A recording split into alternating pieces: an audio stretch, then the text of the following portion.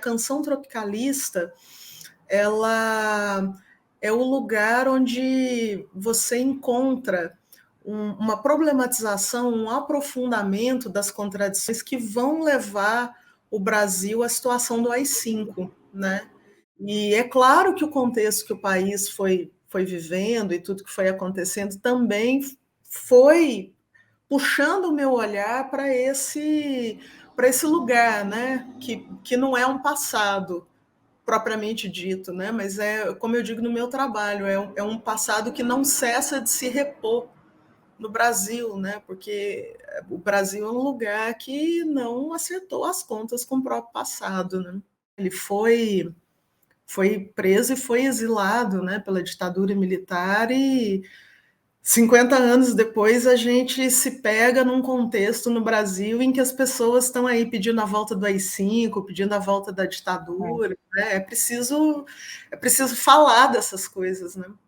Eu aprendi com Caetano que é possível você produzir coisas bonitas e potentes em contextos muito adversos, né? Se você pensar que ele estava ali num contexto de exílio, infeliz, em que ele aprende uma nova língua, ele compõe nessa nova língua, e como ele mesmo diz, né, a maior contribuição do exílio para a vida dele como músico foi o fato dele assumir o próprio violão, né? Caetano até então ele não gravava o próprio violão nos discos, também não se acompanhava do violão nas apresentações, seja em shows ou na televisão. Em dezembro de 68, os compositores Caetano Veloso e Gilberto Gil foram presos pelo regime militar na esteira do autoritarismo e das arbitrariedades chanceladas pelo Ato Institucional número 5, de 3 de dezembro do mesmo ano. Após 54 dias encarcerados e mais 4 meses em confinamento domiciliar na cidade de Salvador, na Bahia, em julho de 69, os músicos foram exilados do Brasil, retornando ao país no início de 72. Nossa conversa de hoje é com uma figura que investiu boa parte da sua vida adulta estudando o tropicalismo, tema pelo qual se interessa desde a adolescência. E hoje ela vai contar para a gente o porquê. Seu trabalho mais recente, uma dissertação de mestrado que lhe garantiu o título de mestra em literatura brasileira pela USP, It's a Long Way, Poética do Exílio na obra fonográfica de Caetano Veloso, 1969 a 72, reflete sobre o modo como as perseguições perpetradas pelos militares fraturou, no geral, o campo das artes e da cultura do Brasil da década de 60, em particular o tropicalismo, com o exílio de seus dois principais artífices. Nossa convidada, Márcia Fraguas, é bacharel em História pela Universidade de São Paulo e mestre em Literatura Brasileira pela mesma universidade. Trabalha com crítica e ensaio e colabora com diversas publicações, entre elas a revista Opiniões, da USP, na qual participa do corpo editorial, o Suplemento Pernambuco e a revista Lamela. Faz parte dos podcasts de entrevista Musicodália, Desafinados, e atualmente cursa a formação de escritores de não ficção no Instituto Vera Cruz, em São Paulo, onde a gente se conheceu. Márcia, bem-vinda. Obrigada pelo convite, Fernanda. Estou muito feliz de estar aqui. Não é muito comum a gente sair da bolha acadêmica para falar para um público mais amplo, então eu fico bem feliz de estar aqui e poder conversar um pouco sobre a minha pesquisa. É um prazer ter você aqui para a gente conversar sobre um tema do passado, mas que ainda ecoa muito forte, né, na nossa vida. Sim. Eu acho que, felizmente, pelo lado criativo, infelizmente por outros que a gente vai discutir também, na cultura e nas artes no Brasil, e também sobre canções, poesia, arte e resistência. A sua pesquisa, It's a Long Way, Poética do Exílio na obra fonográfica de Caetano Veloso, 69 e 72, abre com um capítulo intitulado 69, 50 anos depois, e com uma citação do Caetano no artigo periódico norte-americano The New York Times, publicado na véspera do segundo turno das eleições e republicado no dia seguinte, onde Caetano fala: muitas pessoas aqui dizem que pretendem ir viver no exterior se o capitão vencer a eleição. Eu nunca quis viver em nenhum outro lugar, em nenhum outro país que não fosse o Brasil. E não quero agora. Fui forçado a viver no exílio uma vez. Isso não vai voltar a acontecer. Quero que a minha música, minha presença, seja uma resistência permanente a qualquer traço antidemocrático que possa sair de um provável governo Bolsonaro. Até arrepio terminar de ler isso. Conta pra gente, você que passou os últimos 5 anos da tua vida estudando, como Caetano resistiu e se manteve ativo artisticamente durante os anos recentes, quando a nossa democracia se viu e se vê ameaçada? Bom, Fernanda, eu acho que o Caetano cumpriu a promessa. Acho que ele já vinha cumprindo, né? É, acho que todo mundo que vive no Brasil aí nos últimos anos, não preciso relembrar para as pessoas o que a gente vem passando de 2013 para cá, né? Mas o fato é que o Caetano sempre foi um artista chamado a opinar, né, e a falar e a se colocar sobre as questões do país. E tem uns acontecimentos que são assim muito marcantes nos últimos anos, né? No final de 2017, em outubro de 2017, ele foi proibido, por exemplo, proibido judicialmente de se apresentar num show para o MTST em São Bernardo do Campo. E o documento jurídico alegava que não havia estrutura ali no local para receber um show, para suportar um show de um artista da envergadura do Caetano Veloso, né? Ao que o Caetano respondeu: é a primeira vez que sou impedido de cantar no período democrático, né? Houve aí uma, uma certa resposta na justiça, eles conseguiram reagendar esse show para o Largo da Batata, e o show aconteceu em novembro de 2017. Durante o período das eleições, né, que foi um período bastante conturbado, não sei se você se lembra, mas teve ali a passagem do Roger Waters pelo Brasil, e, né, colocando aqueles vídeos e se colocando de uma maneira assim bastante provocativa, né, diante da campanha do candidato que viria a ser vitorioso. E o Caetano, nesse período, ele se torna um colaborador da mídia ninja, né? Ele entrevistou muitas pessoas nesse período, justamente falando sobre democracia, né? Roger Waters foi um dos entrevistados, ele entrevistou a Manuela Dávila, Fernanda Haddad, Ciro Gomes, ele entrevistou Jones Manuel, né, que é um professor de história de esquerda. O Jones apresentou para ele a obra do Domênico Losurdo e fez o Caetano repensar um pouco as posições liberais que ele tinha até então, né? E isso dá prova de vitalidade não só artística, mas também intelectual de um grande artista, né? Que está sempre em movimento, que está acompanhando o mundo, que está debatendo. Ele conversou também com o pastor Henrique Vieira, né? O Caetano ele se recusa a colocar, fazer uma generalização aí dos evangélicos, né? Ele foi conversar com o pastor para entender, para ouvir. Então, eu acho que ele vem cumprindo o papel dele, né? E ele é uma pessoa que tem conhecimento de causa, né? Ele foi preso e foi exilado, né, pela ditadura militar, e 50 anos depois a gente se pega num contexto no Brasil em que as pessoas estão aí pedindo a volta do AI-5, pedindo a volta da ditadura, né? É preciso falar dessas coisas, né? Era isso que eu ia te perguntar na sequência. Por que você pegou esse gancho, né? Esse gancho desses acontecimentos recentes para falar sobre a poética da obra fonográfica do Caetano no exílio? Bom, eu tenho uma formação em História, né? Eu entrei na USP para fazer a graduação em História em 2012. Em 2013, a gente entrou nessa montanha-russa, né? E foi um período muito interessante da vida brasileira para estar vivo, viver no Brasil e estudar história, né? E eu sempre tive um interesse por canção popular. Na graduação em História, na USP, eu entendi que isso podia ser estudado de uma maneira mais séria, mais profunda, né? Para tentar entender aí os reflexos ou a interação da vida social na experiência individual, né? Durante a graduação eu cheguei a fazer uma análise da canção Triste Bahia, que é do disco Transa, né? Gravado no exílio londrino. E quando eu estava me preparando, estava estudando para fazer o estudo dessa canção, eu compreendi que não havia nenhum estudo de maior fôlego sobre o período do exílio londrino do Caetano, né? Me deparei com outros estudos que de repente abordava, por exemplo, como o do Rodrigo Pezzoni, que também é historiador, né? Que ele vai falar do exílio do Caetano, do Gil, do Chico, e ele está ali abordando a própria conceitualização, né, de exílio, banimento, dentro da história. Mas abordando a questão cancional mesmo, não tinha. Foi aí que eu tive a ideia de fazer a pesquisa, né? Isso foi em 2014.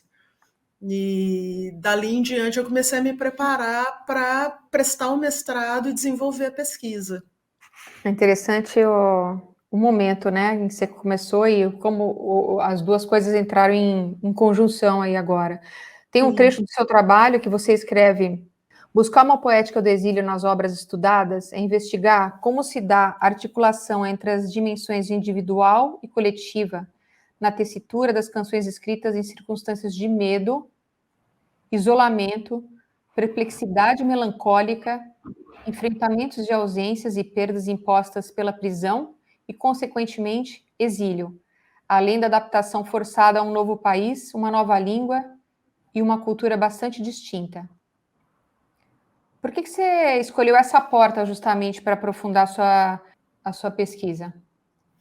Bom, aqui eu estou pensando junto com José Miguel Wisnik, né, que é professor da USP, lá do departamento, né, deu aula e orientou muita gente lá na literatura brasileira.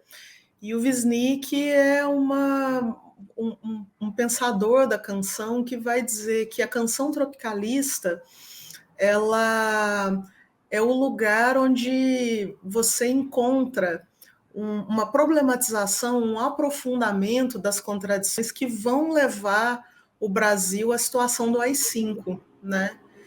E para o Wisnik, essas canções produzidas por essa geração de 68 que sofre esse trauma coletivo, né, essa fratura com as prisões, com os exílios, enfim, o Wisnik vai dizer que essas canções elas têm uma força não só de testemunho, mas também de resistência, né? E portanto, é possível, ao se debruçar para analisar essa relação de letra e música, né? Porque a gente que estuda canção não pode separar uma coisa da outra, porque o sentido é dado na articulação das duas coisas, é buscar ali na matéria dessas canções, né, essas contradições da sociedade na qual essas obras são engendradas, né?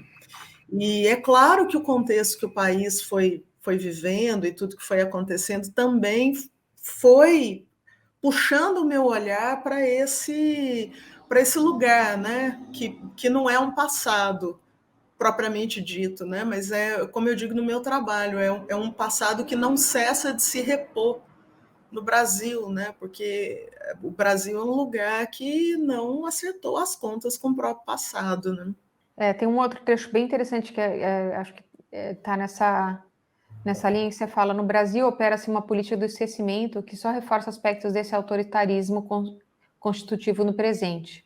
E você usa uma citação de Ginsburg aqui: embora tenhamos formalmente deixado os regimes ditatoriais, uma série de condutas, correntes ideológicas, padrões comportamentais e valores morais consolidados dentro desses regimes se desdobraram e difundiram, atingindo a sociedade brasileira até o presente momento.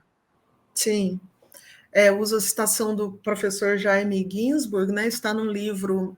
Ele também é um professor lá da literatura brasileira da USP. Ele tem um livro que chama Crítica em Tempo de Violência, em que ele faz um convite muito interessante para os pesquisadores, né? No seguinte sentido: se a violência ela é constitutiva da sociedade brasileira, a gente precisa parar para pensar como é que essa violência ela ela se manifesta, ela engendra produtos culturais, né? Como é que isso se manifesta na estética? Então, eu quis olhar para um artista que sofreu muito no exílio, né? Tem farta documentação de que o Caetano estava bastante deprimido durante o período de exílio, exceto o período final, mas eu quis entender isso, né? Partindo dessa provocação do professor Jaime Ginsburg. E como que ela se manifesta, né? Eu acho que tem um histórico aí. E por que você escolheu justamente esses álbuns? O que você vê aí de paralelo, de diferente entre o que foi gravado na prisão Uhum. e subconsequentemente aí, ou posteriormente, no primeiro momento em que o Caetano estava no exílio, né, em Londres, e depois já prestes a voltar para o Brasil? Bom, eu descrevo um arco, né, na minha pesquisa, no meu trabalho. É, eu brinco que é quase uma jornada do herói, né? Porque o disco, o chamado disco branco do Caetano, né, que é o segundo disco solo dele, que tem a capa branca com assinatura, ele tem essa capa porque os militares proibiram que fosse divulgada imagens de Gil e Caetano quando saíram da prisão, né, nesse período de prisão domiciliar na Bahia, porque eles tiveram o cabelo e a barba raspada, né, na prisão. Então, eles podiam ser tocados no rádio, eles podiam se apresentar no final, né, eles tiveram essa permissão dos militares para fazer um show antes da partida, né, com vistas aí a reunir os recursos financeiros mesmo para poder sair do país, né? Mas não podia ter fotografia, né? Não podia ter imagem divulgada. E é muito interessante esse disco de 69, porque ele é um disco que foi feito de uma maneira totalmente atípica. Gil e Caetano estavam em prisão domiciliar, em Salvador. O estúdio no qual eles gravaram os discos, né? Tanto o Caetano gravou um disco dele, o Gil gravou também um disco, né? De 69. Era um estúdio bastante precário do ponto de vista técnico. Então, assim, no disco do Caetano, a gravação foi feita da seguinte maneira: Caetano e Gil tocando violão, acompanhados de um metrônomo e gravando as vozes. Os instrumentos e arranjos foram inseridos a posteriori pelo maestro e arranjador Rogério Duprat, e é um disco em que Caetano grava músicas que já haviam sido gravadas, músicas dele que já haviam sido gravadas no primeiro disco solo de Gal Costa, grava outras versões, mas assim, é música inédita mesmo. A gente tem Irene, que foi a única música que ele compôs na prisão e que é uma música que a estrutura dela dialoga com Marinheiro Só, né? É bastante parecido. A gente tem The Empty Boat, né? Que eu acho que é a canção primordial desse disco, porque é uma canção que fala sobre partir, que tem metáforas náuticas e que partes da embarcação estão associadas a partes do corpo, e o Caetano relata, né, em Narciso em Férias, que tanto o capítulo do livro de memórias dele, né, O Verdade Tropical, que depois virou um documentário, ele vai falar do efeito físico que o encarceramento teve sobre ele, né? Dele não conseguir chorar, ele que é uma pessoa que tem dificuldade para dormir, que só dormia, né? Ele tem uma espécie de dissociação dele mesmo, né? Por isso Narciso em Férias, né? E também o fato de que ele ficou o tempo todo na prisão sem poder olhar para a própria imagem, para o próprio rosto. Então, assim, essas questões de corpo aparecem, né, em The Empty Boat. E nos demais discos, já no exílio, o disco de 71 é um disco muito triste, né? É um disco que o Caetano fala que não gosta muito, que ele se lembra da depressão dele e do que ele chama de limitação técnica, mas que é um disco todo gravado em inglês, né, e que tem essa dimensão que muitos pesquisadores chamam de uma poética do palimpsesto, né, quer dizer que é alguma coisa que está rasurada por cima, e essa alguma coisa é a língua portuguesa, né, porque ele está ali cantando em inglês, mas a gente está ouvindo na poética dele ali a língua portuguesa respirando embaixo da língua inglesa, né? E o Transa, que é um disco que eu acho que ele antecipa na obra a volta do exílio, né? Porque é um disco que o Brasil aparece de uma maneira muito exuberante, tanto na interpretação que ele faz, por exemplo, do samba de Monsueto Menezes, Mora na Filosofia, como as citações que ele usa de diversas canções da música popular brasileira, em muitas composições que estão no Transa, ou no próprio Triste Bahia, né, que eu acho um procedimento absolutamente sofisticado, né, ele convocar Gregório de Matos, que foi um poeta baiano que também passou pelo exílio, né, e convocar Gregório como uma ladainha de capoeira, né, ali articulado com canções populares do recôncavo baiano. Então, o que eu chamo de poética do exílio, para responder a sua pergunta, precisa dar esse contexto, é essa contradição, né, que o exilado vive, de que ele não pertence ao lugar onde ele está, e por isso eu acho que a canção do exílio, por excelência desses discos, é London, London, né, em que ele observa, ele descreve uma cena ali andando por Londres, que é uma cena de um observador muito distanciado, né, falando de tudo aquilo ali, né, e I just happen to be here, and it's okay, mas é claro que, né, não foi assim, como ele mesmo escreveu na primeira crônica que ele escreveu para o Pasquim durante o exílio, que ele foi colaborador, né? Eu vou bem, obrigado, né? Obrigado a ver novas paisagens, né? Quer dizer, ele não escolheu essa situação, né? Mas a poética do exílio é isso, você não pertence ao lugar onde você está e você pertence cada vez menos ao seu país de origem, né? Em London, London tem isso, né? Que ele tem um determinado momento da canção que ele fala, né? O Sunday, Monday, autumn, né? Os dias da semana se tornam estações do ano que depois vão se tornar anos, né? Essa incerteza de quando é que vai poder voltar para o país, se vai poder voltar um dia, né? Então eu acho que essa poética do exílio aparece nesses discos num movimento meio de cintilação, né? Tem hora que é uma coisa que aparece, tem hora que evanece, né? Essa presença num não lugar, né? Tem esse jogo aí. Tem em uma entrevista que o Caetano e o Gil deram para a BBC Brasil, que está no YouTube, foi dado em 2015, ele fala que ele, só depois de um ano morando em Londres, é que ele começou a perceber as coisas boas, né?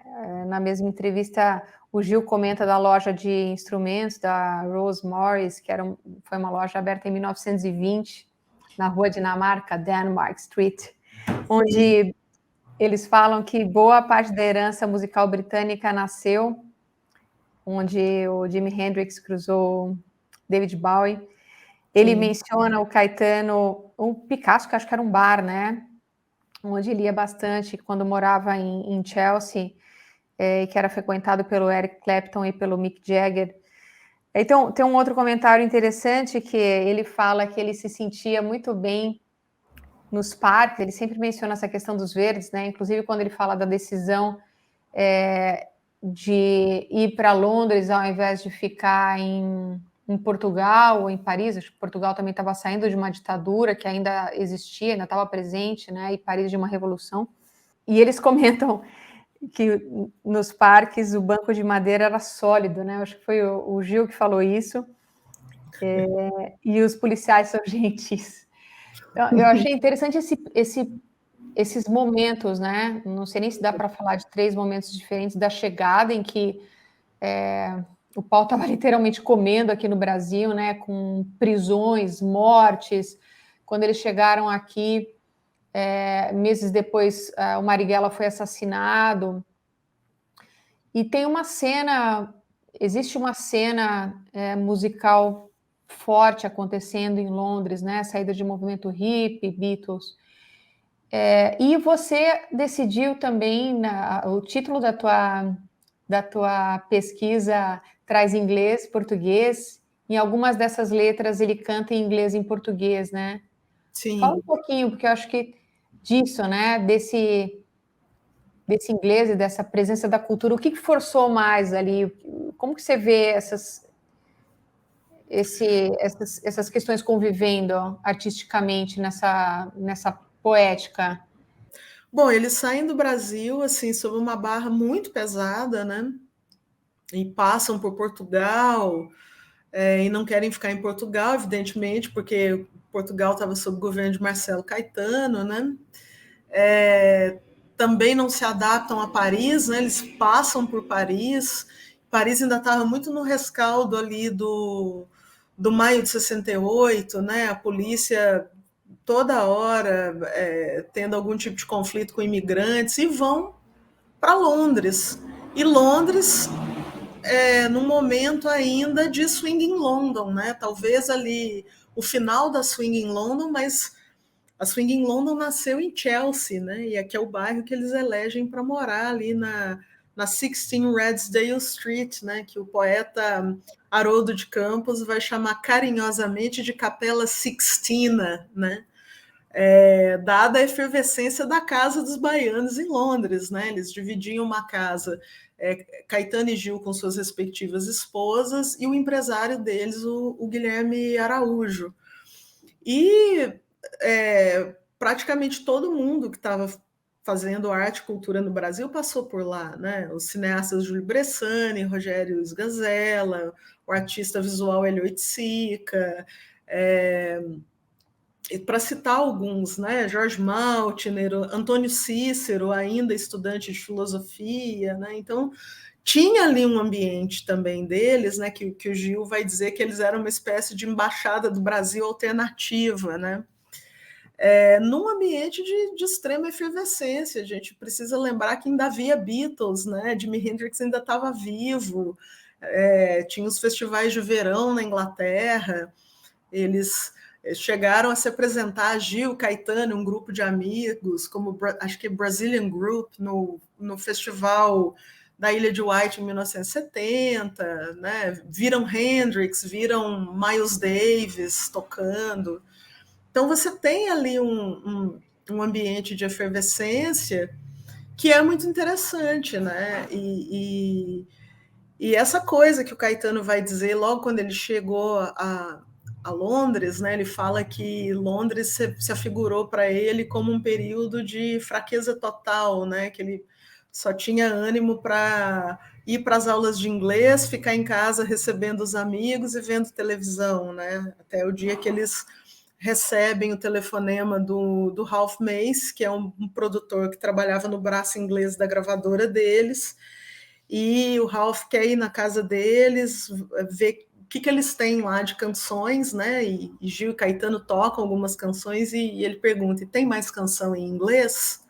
Se não tem, escreve aí, vamos gravar, né? Oferece um contrato de gravação de um disco para cada um deles, né? E é muito interessante, porque essa coisa de jogar com o inglês e o português, né, que eu jogo no título do meu trabalho, e a citação que eu faço da entrevista do New York Times eu faço em inglês, não faço em português, né? Porque eu acho que tem uma dimensão do exílio da língua também, né? E é muito interessante o Caetano, quando estava colaborando como cronista no Pasquim, ele escreve uma crônica que tem assim imagens e versos inteiros que depois vão reaparecer em London, London em inglês, né? Então eu acho que todas essas coisas estavam ali muito misturadas, né? A gente não pode esquecer que ele é um grande artista e que mesmo nessa condição adversa estava ali alimentando um processo criativo, né? No qual todas essas questões estavam sendo elaboradas, né? E os ingleses receberam como essa arte desses tropicalistas brasileiros? É muito interessante, porque há relatos, né, dos shows. Parece que eles fizeram shows em Londres em 1970, 71, tanto Gil como Caetano, né? E a recepção era meio morna, mas eles causavam assim furor quando tocavam coisas brasileiras, né? Parece que Asa Branca, que o Caetano grava no disco de 71, é a música que fecha o álbum de 1971, era mais bem recebida, né? E ele está ali também fazendo uma pesquisa de interpretação vocal, né? Que ele usa a voz ali, um vocalize como se fosse um instrumento, né? Meio evoca meio ali a sonoridade dos repentistas nordestinos, mas também pode ser a sanfona do Luiz Gonzaga, né? Inclusive há um vídeo disponível no YouTube, ele está inteiro. Se eu não me engano, esse trecho está também no documentário Tropicália, em que Caetano se apresenta na TV francesa durante o exílio cantando Asa Branca, né? Então quem tiver curiosidade de ver a potência dessa interpretação, né, o modo como ele capta ali ele tem uma intuição, né, do conteúdo profundo da canção, né, e ele capta isso e joga isso na entoação que ele vai dar para a canção, né, é muito potente. E é uma canção também muito forte nesse disco de 71, que é um disco que está o tempo todo tematizando a questão do exílio mesmo.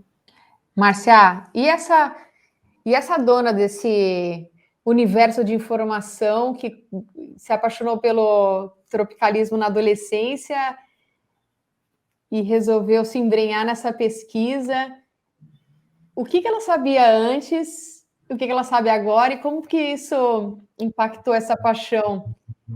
Olha, a coisa mais divertida que me aconteceu durante essa pesquisa, além do Caetano me conceder uma entrevista para a pesquisa, foi totalmente inusitado, né? Assim, foi um presente que eu ganhei, que eu não imaginava que eu ia, né, conversar com ele, ainda que fosse uma troca de e-mails. Com 12 anos, lá na minha pequena cidade do interior de Minas Gerais, eu comprei uma revista num sebo, uma revista Veja de 1971, em que traziam a entrevista do Caetano Veloso nas páginas amarelas, falando justamente do disco de 71, e ele estava ali meio que já pensando no transa, né? E essa entrevista foi muito usada na pesquisa, assim, talvez seja o documento mais antigo que eu tenha comigo, além dos discos, né? Que eu tenho os discos de vinil, e eu trabalho na pesquisa com a obra gravada, com base nos discos de vinil. Então, eu falo em lado A, falo em lado B, eu vou abordar também a questão das capas, dos arranjos, das notas internas, né, os textos dos discos de vinil. E uma coisa que foi muito interessante na pesquisa, acho que talvez isso tenha a ver com o contexto de pandemia, né, porque eu fiquei confinada quase que o período todo de escrita da dissertação, é que o transa, né, quando eu falava para as pessoas o que eu estudava, todo mundo tem esse entusiasmo com o transa, né? Porque o transa parece que ele é uma propriedade afetiva de todo mundo, né? Ele é o disco favorito de todo mundo ama esse disco. Então, quando você fala que você está, estou estudando a obra do Caetano, né, que foi gravada no exílio, as pessoas falam, nossa, você vai analisar o transa. E eu tinha uma grande insegurança assim, para analisar o transa, justamente por essa responsabilidade, né, de estar tocando num objeto sagrado para tanta gente. Mas eu me surpreendi muito estudando o disco de 1971, que é o disco que tem London, London, né, e que é um disco que o Caetano acha que ele mesmo não gosta muito pelo que o disco evoca para ele, né? E esse disco me trouxe algumas lições muito preciosas que eu vou guardar para o resto da minha vida. Assim, acho que eu aprendi com Caetano que é possível você produzir coisas bonitas e potentes em contextos muito adversos, né? Se você pensar que ele estava ali num contexto de exílio, infeliz, em que ele aprende uma nova língua, ele compõe nessa nova língua, e como ele mesmo diz, né, a maior contribuição do exílio para a vida dele como músico foi o fato dele assumir o próprio violão, né? Caetano até então ele não gravava o próprio violão nos discos, também não se acompanhava do violão nas apresentações, seja em shows ou na televisão, porque, segundo ele, os produtores no Brasil diziam que ele era muito limitado tecnicamente, né? E o produtor inglês, o Ralph Mace, é essa figura que vai estimular que ele assuma essa dicção, né, ao violão. Então, eu acho muito interessante, porque tem essa questão com a língua, como isso vai aparecer, né, nos discos gravados em Londres, mas tem também isso aí dele se colocando, não só como compositor, mas também como instrumentista e fazendo experimentos vocais, né, com os vocalizes, como a gente vê em Asa Branca, que eu citei, por exemplo. Então, assim, o disco de 71 foi uma grata surpresa, que foi um disco que eu gostei muito de estudar, né? E se eu tivesse a oportunidade um dia de falar com o Caetano, eu ia dizer isso para ele, dizer que, nossa, esse disco é incrível, você não gosta dele, mas, assim, é absurda a quantidade de coisas que ele mobiliza como criador, né, para fazer esse disco. Enfim, é o trabalho de um grande artista, né? E, Marcia, agora que a gente está indo mais para o final, eu queria te ouvir quando a gente conversou, você colocou super bem assim essa questão da importância da canção, né, para um corpo cultural e para a formação da nossa cultura. Fala para a gente aqui sobre isso e sobre como que você vê a produção artística dentro do teu campo de estudo, né, da canção musical hoje. Né, acho que voltando lá de trás, acho que é uma história muito longa, que tem vários pontos, sendo que esse visivelmente foi um ponto que você usa uma expressão que é muito boa, né? De fratura, tentativa de fratura.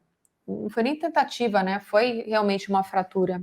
Como você vê esse momento hoje nosso aí de produção artística? E Bom, onde tem resistência nele? Bom, eu acho que os tropicalistas eles deram régua e compasso, né? Eu acho que a gente tem muito conhecimento acumulado no campo da canção popular brasileira, né? E concordo com Caetano quando ele diz que a canção popular ela é uma coisa muito nossa, muito da cultura brasileira e é um lugar é o lugar por excelência onde o país se pensa, né? Eu acho que vai muito bem, obrigada. Eu acho que a gente é o país da canção mesmo. Eu poderia citar aí diversos artistas. Acho que se a gente pensa, por exemplo, nos Racionais MCs, que não está aí fazendo canção estrito senso, né? Como a gente conhece essa canção que vem da MPB, né? Que eles estão aí dialogando com o rap norte-americano, mas também estão dialogando com o George Ben dos anos 70, com os Baile Blacks, né? Para mim, Mano Brown é um dos maiores intelectuais orgânicos do Brasil, assim, tá pau a pau com Caetano, com Gil, né?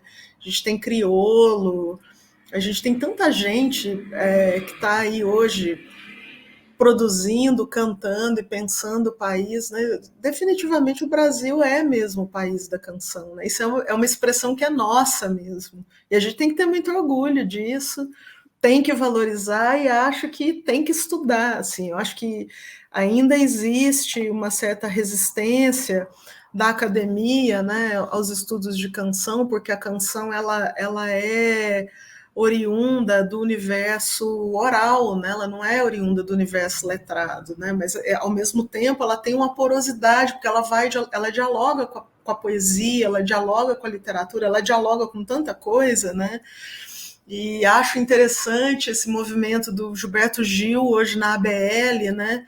E é muito engraçado, porque aí o Gilberto Gil entra na ABL e todo mundo começa a falar é poeta. Sim, ele é poeta. poeta da palavra cantada, faz questão de dizer isso, né? Ele está ali não é porque as letras dele foram impressas num livro, ele está ali pela força que a canção dele tem, que é a poesia que ele faz, né? Essa integração de letra, música, que nos atravessa pela voz do Gilberto Gil, né? E que nos toca mentes e toca corações, né? Então, eu acho que é engraçado, né, que a gente vê essas coisas assim, imediatamente parece que tem uma coisa de rebaixar o fato do Gil ser um cancionista, não, é poeta, né, porque a poesia é essa coisa do universo letrado, mas a poesia também começou com música, né, se a gente pensar lá atrás nos aedos gregos, né, os trovadores provençais, né, aquilo era feito para ser entoado com um instrumento musical, né? Era para ser cantado. Então, eu acho que é uma manifestação muito forte, eu acho que é um lugar realmente em que a nossa cultura se pensa, e a gente tem que ter muito orgulho disso, e tem que se debruçar sobre esses objetos, sim, para tentar entender um pouco essa experiência muito complexa que é o Brasil, né? Márcia, obrigada, não só pelo papo de hoje, mas pela sua tremenda dedicação, paixão para um tema que é tão importante, tão relevante. Eu acho que a qualquer momento, mas agora principalmente, o timing, a sacação do seu momento para desenvolver essa pesquisa foi muito oportuno e queria te agradecer. E qual que é a próxima? Conta para a gente depois qual que é a próxima. Então, eu que agradeço. Eu vou deixar aqui o meu jabá acadêmico para quem tiver curiosidade de ter acesso ao trabalho. Eu acho que mais tardar daqui um mês a versão corrigida já vai estar disponível no repositório de teses da USP. Então é só jogar meu nome ou o nome da dissertação que isso vai aparecer na internet. As pessoas podem fazer o download do PDF se quiserem ler, né? Eu espero conseguir transformar isso em livro, aí num médio prazo, não vou dizer curto, porque né, é muita coisa para fazer, Por muita coisa favor. para estudar, muita coisa para escrever. E, bom, o que eu estou pensando agora para o doutorado é ainda nesse recorte temporal, né, que eu trabalho, que é aí do AI-5 ao governo Médici, estudar, colocar em diálogo as poéticas do Torquato Neto e do Ali Salomão, que são dois poetas que também foram letristas, né? E que também têm aí uma conversa com o tropicalismo, né? E ainda não sei muito bem como é que eu vou fazer isso, porque ainda estou estudando, mas essa é a ideia para o doutorado, né? E torcendo para dar certo e Boa passar. sorte. Estamos torcendo aqui para dar uma torcida. Márcia, Obrigada, Fernanda. obrigada. Boa noite. Foi um prazer conversar com você hoje. Obrigada, um abraço.